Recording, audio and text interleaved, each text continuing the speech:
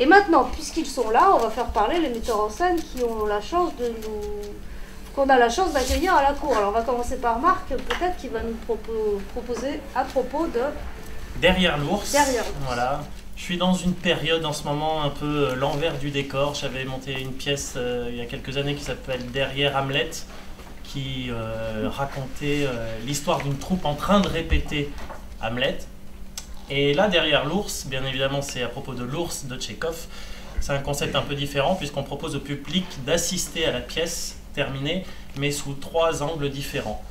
Donc l'ours étant une courte pièce de Tchekhov qui dure à peu près 35 minutes, le spectateur aura l'occasion de la voir 3 fois, mais 3 fois de façon différente.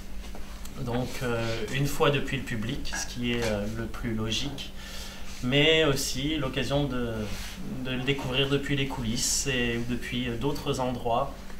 Comme ça, je dévoile pas tout, mais voir ce qui se passe en dehors de la scène, que ce soit dans les coulisses, dans les couloirs, voilà, l'envers du décor de l'ours de Tchekhov.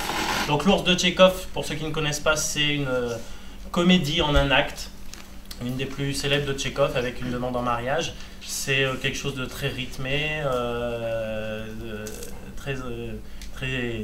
très comique, dans le comment, truculent, voilà, c'est truculent, et puis voilà, donc c'est avec quelques personnages seulement, et ces personnages-là, on aura l'occasion de les voir en tant que comédiens, justement, aussi dès qu'ils sortent de scène.